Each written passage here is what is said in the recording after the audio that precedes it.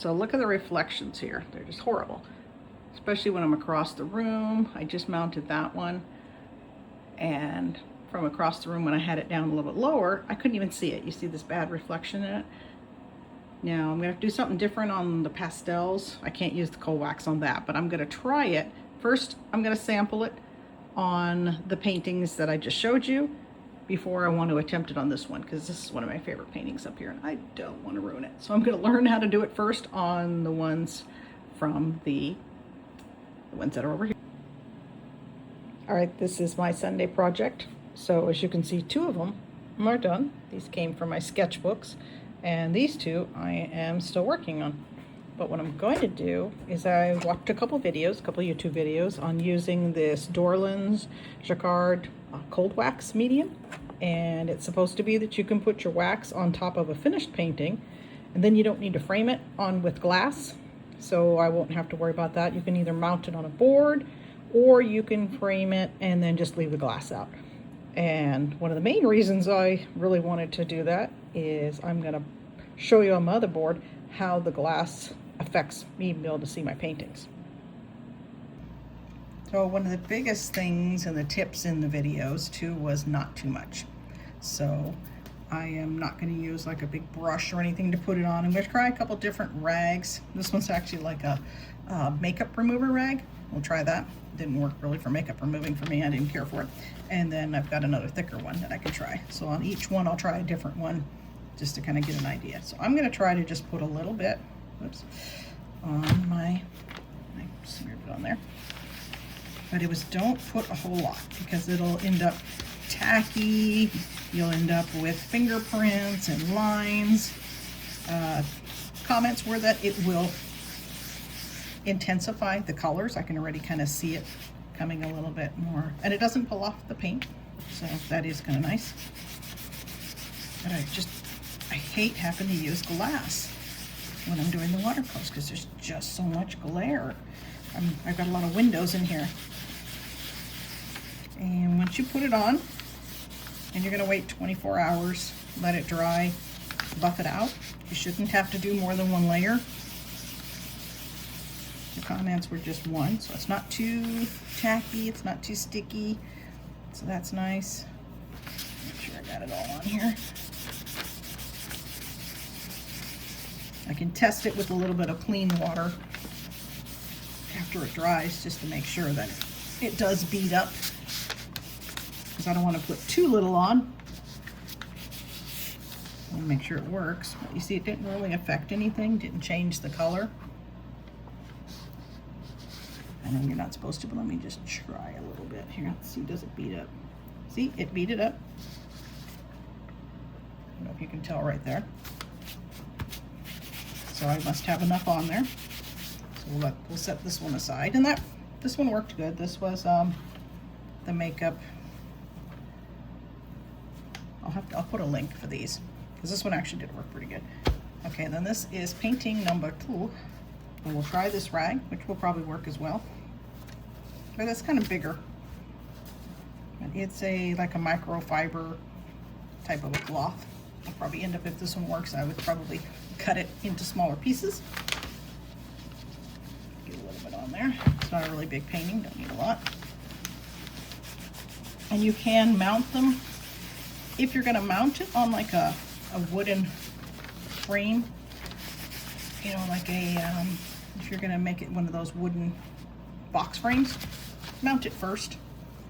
That way it's easier to work with and you don't mess with your painting. I didn't intend to do that. I was just gonna create, see, this is so big, it's getting in the way. So this cloth works just fine, but to me it's too big, so I'm gonna switch to the other one. This one's a good size. And even that, I may even split it in half. But because it's not mounted, it's kind of flopping all over the place. So if it was a thinner paper, I would have a chance of bending it. So kind of be careful. And like his comment was, and I had forgotten to do, so sign it first before you put your wax on. Make sure everything's done. verify it, look if you wanted to make any last minute changes, because once you put your wax on, it's going to be very difficult to do anything. You're really not going to be able to paint over it again.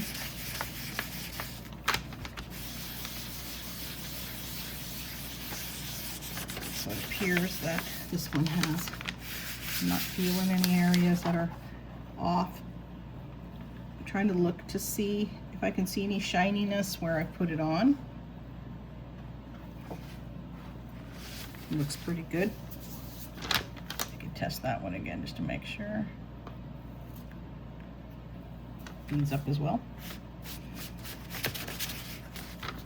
I mean, I probably would technically see it bead up anyway on the paper before it would go in, but I don't know if I put enough on here. This one, because I started a little bit later, and it took a little bit of the blue off on this one. Not too much though, not enough where you could tell. But I'm just going to do just a hair more.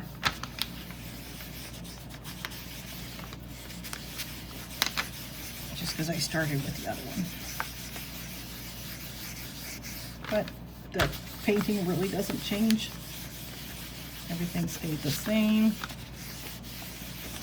I'll come back here in the morning and buff it out.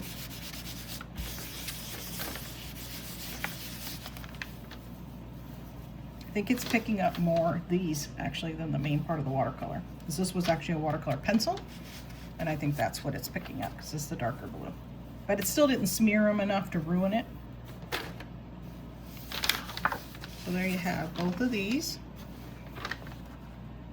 So now they'll be ready for me to create some custom matting around for it. I'll use my my Cricut, and I'll just cut out some of the matting material.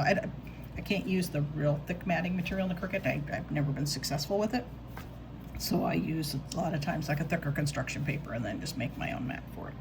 And then I'll kind of build up my my wall over there of some of my favorite ladies. So that's my analysis right now. And then I'll try to come back in the morning and let you know what I thought about it. All right, so it's been overnight. I'm gonna go ahead and do the polishing now. So just kind of buffing it. So I've got, again, another one of the makeup remover rags. I'm gonna pick something soft to use. So I'm just gonna buff it and just made the colors look really vibrant. I love her eyes. These were the favorite parts of that painting. And then we'll do this one. Just get it all buffed out. And we won't need to worry about the glass, which would be fantastic.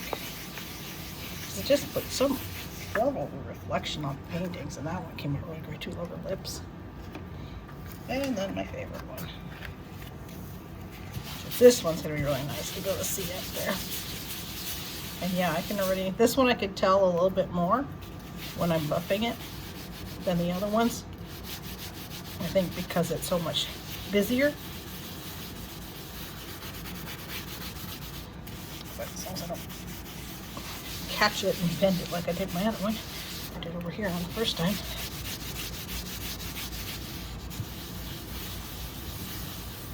Wow, okay, that one came out really cool. So definitely going to be doing this with a lot of the paintings.